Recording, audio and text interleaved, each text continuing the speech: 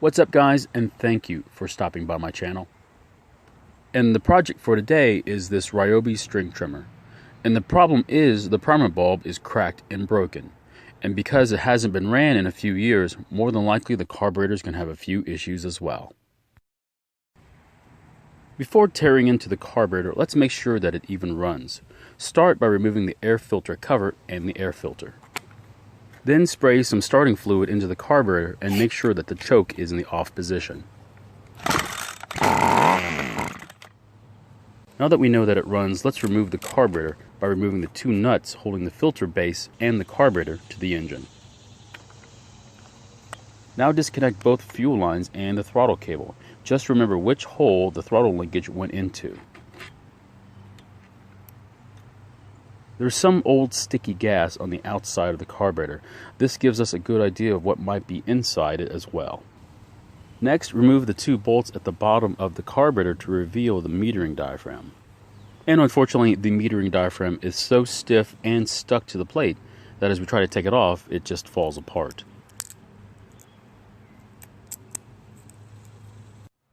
If we take the carburetor apart a little further, we can see that there is a screen on the inside of this carburetor that is completely gummed up with debris.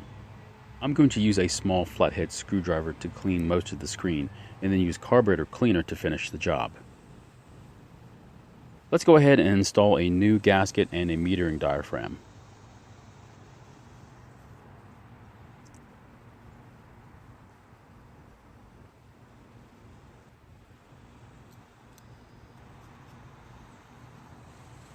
Let's go ahead and take the other side of the carburetor apart and take a look at its diaphragm. And in this case, it's going to need a lot more carburetor cleaner to get rid of all this old sticky gas. Next, remove the broken primer bulb and slip in a new one on the plate and reassemble the carburetor.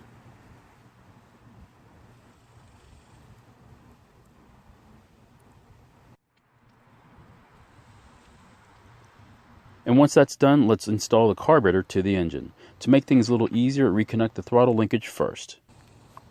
And lastly, replace the air filter base, the two nuts, and then the air filter assembly.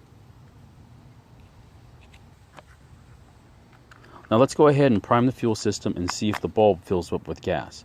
And if it does, let's go ahead and try to start it.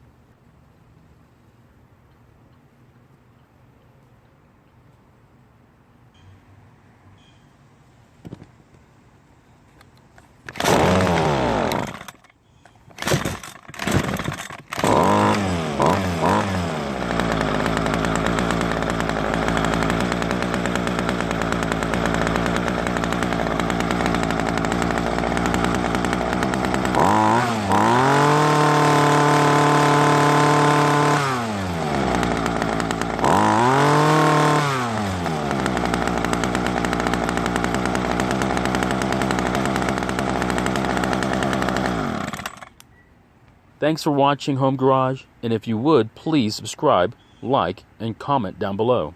And if you would, please check out my other videos.